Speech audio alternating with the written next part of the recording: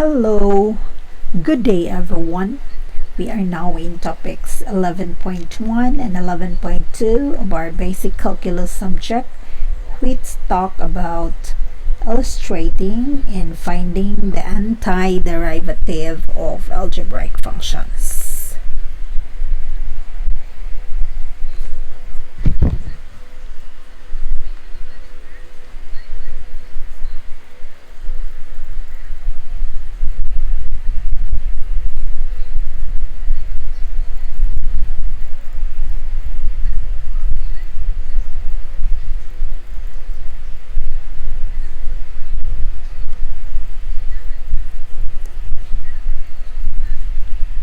The competencies. At the end of this session, you are expected to illustrate the antiderivative of a function and compute the general antiderivative of polynomial and radical functions. In the previous discussion, we learned how to find the derivatives of different functions.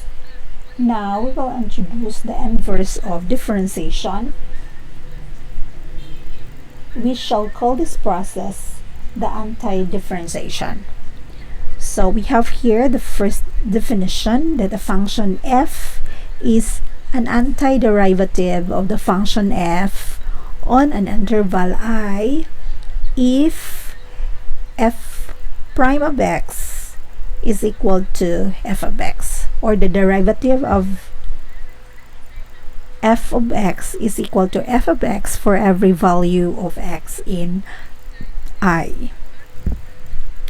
If f is an antiderivative of f on an interval I, then every antiderivative of f on I is given by this f of x plus c, where c is an arbitrary constant. Siguro maglibog ta aning c. Why do we need to put c if we are going to find the antiderivative? It is because when we talk about antiderivative f of function f, it is not unique, meaning naay-daghan nga magkapareha. Why? Because, for example, kung maghatag tag example nga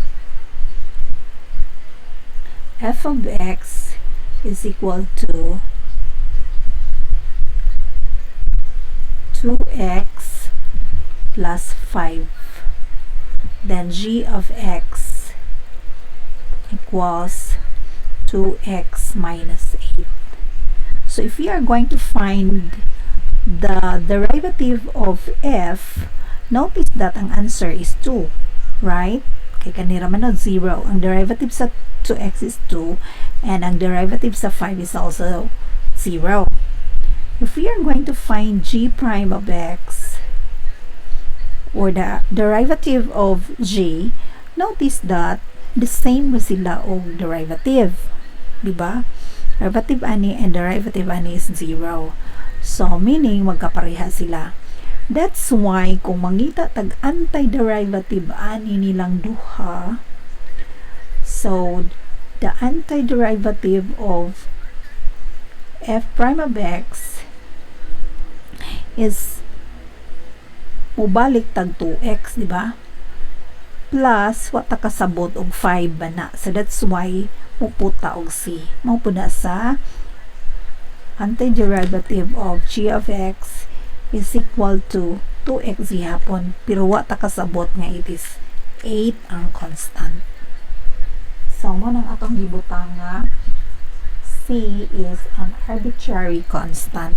Mo na ang constant nga wata kasabot og unsa na siya.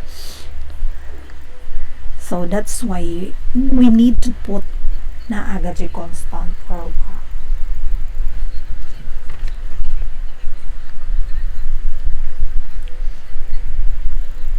So we have different terminologies and notations used in this lesson. The first one is anti-differentiation. It is the process of finding the antiderivative. Next is this symbol. This symbol is what we call as the integral sign. It denotes the operation of anti-differentiation. Next, the function f is what we call as the integrand.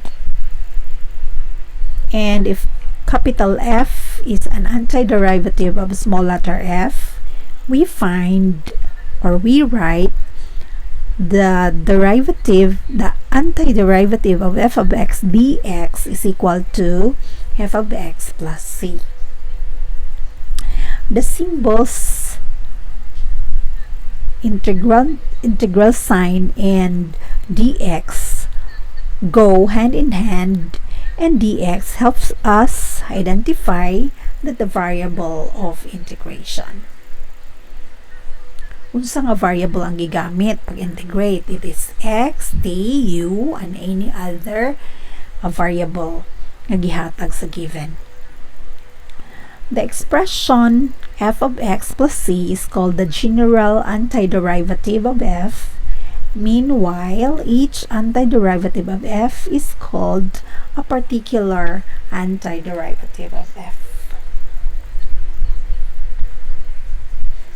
So let us now proceed to antiderivatives of algebraic functions.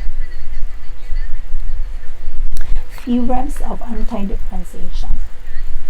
But before anything else, the process of antidifferentiation is just the inverse process of finding the derivatives of functions.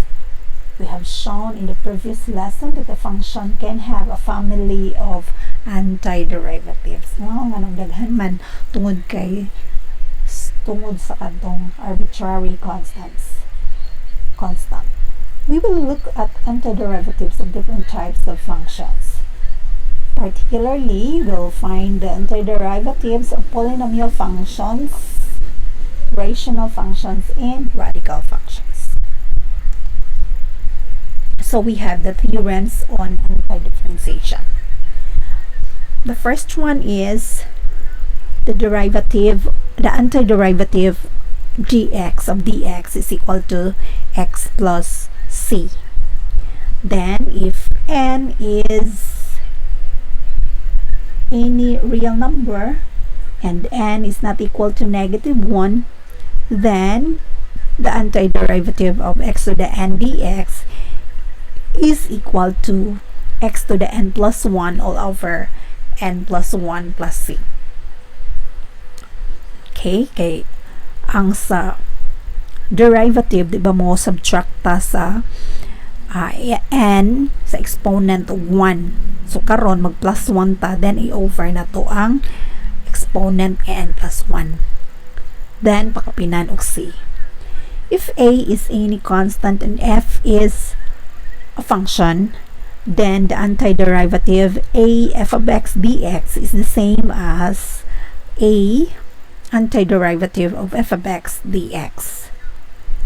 And then lastly, if f and g are functions defined on the same interval, the antiderivative of the quantity f of x plus minus g of x dx is the same as the antiderivative of f of x dx plus minus the antiderivative of g of x dx. So pwede na ninyo pangitaan ang partial antiderivative of the function.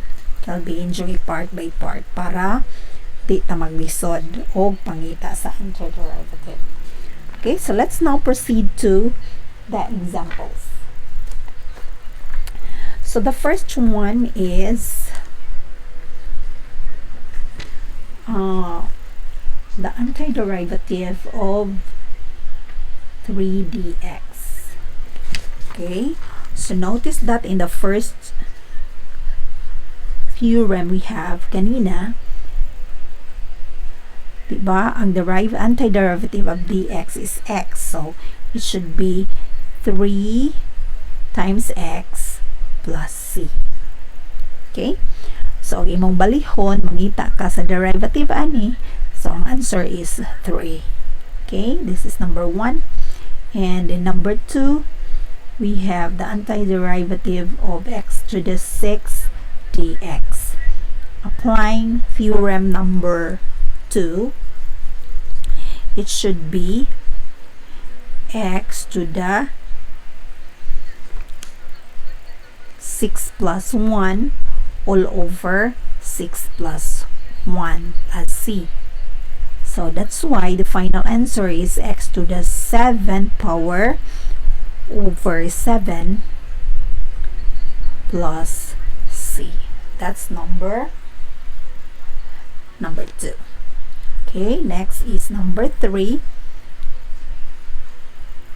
To find the antiderivative of 1 over x to the 6 dx, that would be equal to, first ato sa ning himuon nga dili na si gamma fraction, meaning you have to move x to the 6 in the denominator side to the numerator para easier na to pag add 1 sa exponent.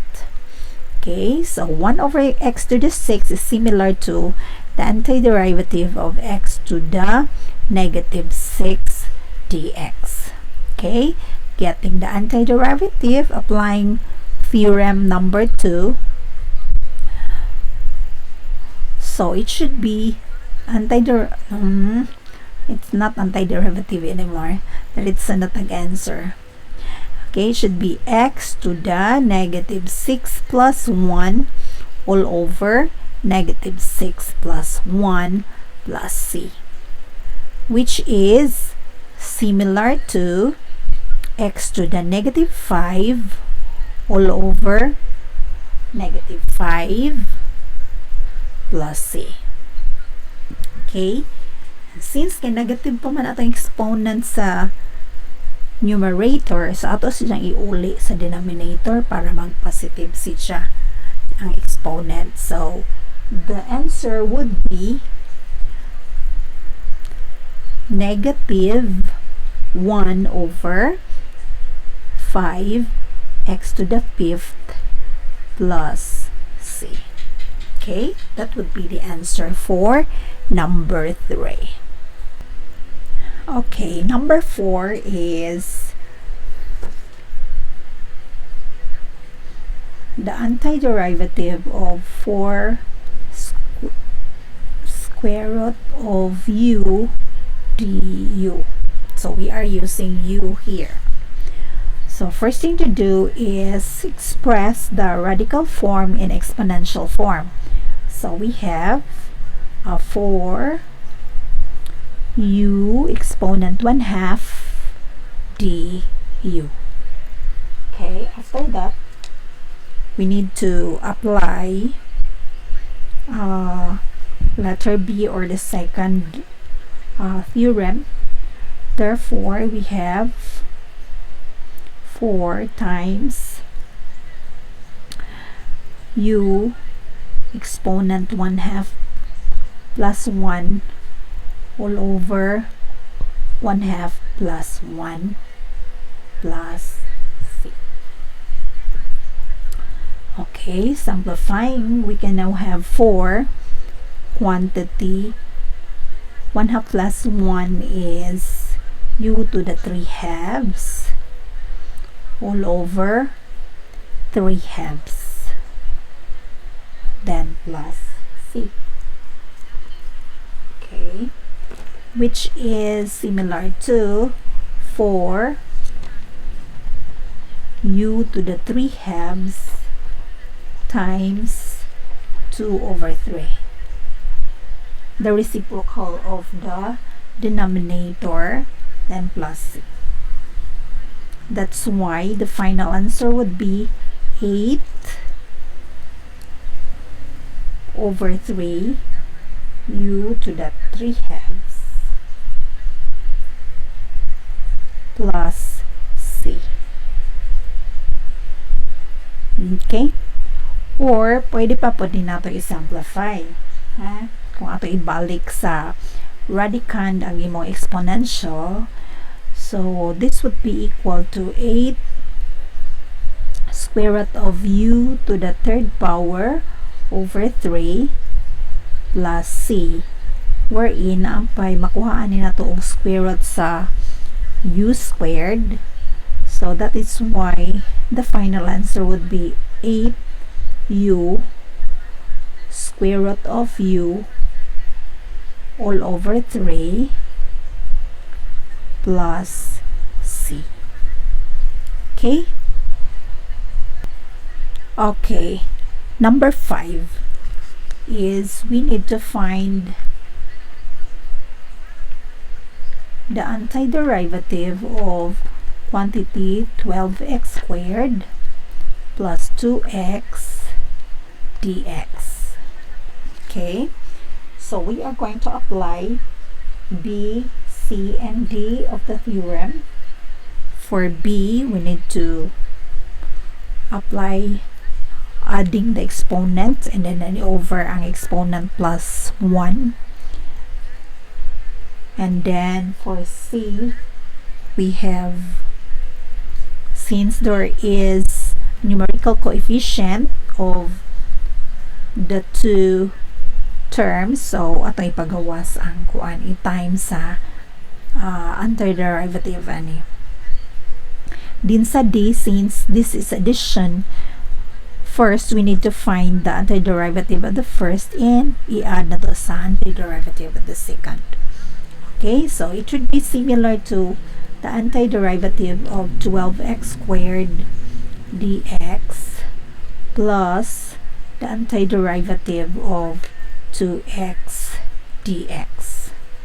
Okay, applying letter D and applying C, it should be 12 times quantity x exponent 2 plus 1 all over 2 plus 1. Then plus 2 quantity x 1 plus 1 over 1 plus 1 plus c. Okay, so therefore it should be 12x cubed all over 3 plus 2x squared all over 2 plus c, which is similar to 12 over 3 is 4x cubed plus x squared plus c. Okay, so that would be our final answer for number 5. Okay, for number 6, we have the antiderivative of t quantity 2t minus 3 square root of t dt. Okay, in order to do this, we need to distribute the t to every term inside the parentheses first before getting the antiderivative. So t times 2t, it should be 2t squared minus 3t square root of t dt. Okay, ato sa ni i-join daan, so it should be the antiderivative of 2t squared minus 3t times t to the 1/2 dt. Okay, so the final simplification for this is the antiderivative of 2t squared minus 3 kani kay 1 may isang exponent, so it should be expressed as 2 over 2. 2 over 2 plus 1/2, it should be 3/2, right? So 3t 3/2 dt. Okay, so it should be similar to the antiderivative of 2t squared dt minus the antiderivative of 3t to the 3/2 dt. So getting now the antiderivative of this, it should be 2 times t2 plus 1 over 2 plus 1. Then minus 3 quantity t to the 3 halves plus 1 over 3 halves plus 1. Then plus c. Okay, so simplifying further, this would be similar to 2t cubed over 3 minus 3t to the, this is 2 over 2, so it should be 3 halves plus 2 over 2. It would be 5 halves over 5 halves.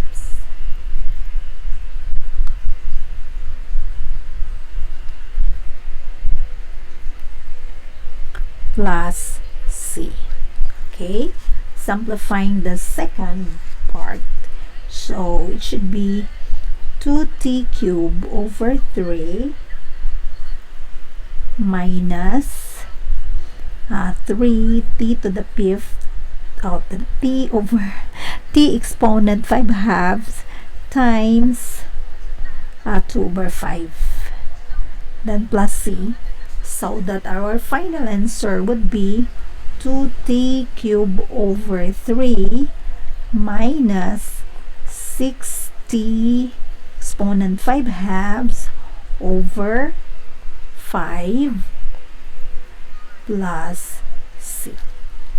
Okay, so that should be our answer for number 6. Okay, number 7 is the antiderivative of x squared plus 1 all over x squared dx. Okay, what are we going to do is distribute first the denominator to every term in the numerator. It should be x squared over x squared plus 1 over x squared dx.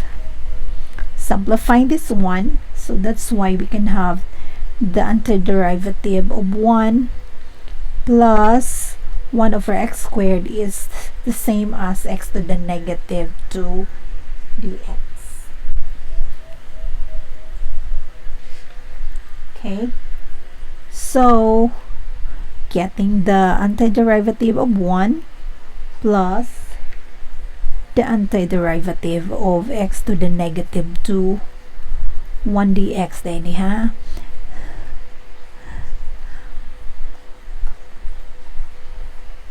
Okay, kadali. Antiderivative of 1 dx plus the antiderivative of x to the negative 2 dx. Okay, using A of the theorem, wherein the antiderivative of dx is c, plus using c man, x plus c.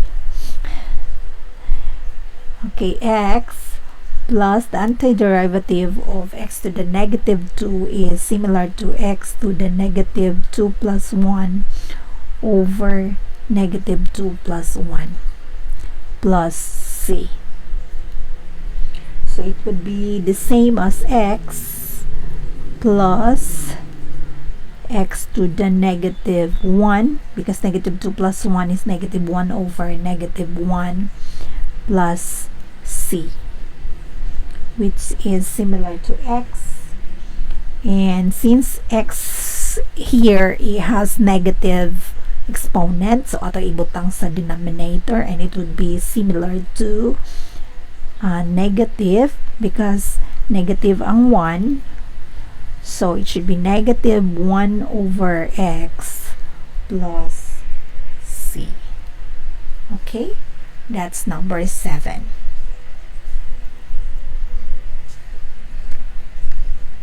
Okay, so that's all for 11.1 and 11.2. So I do hope you learn something from that topic. So sadyo na no. Okay, so masunod pa ang 11.3 and 11.4. Stand by. Thank you for watching. Bye-bye.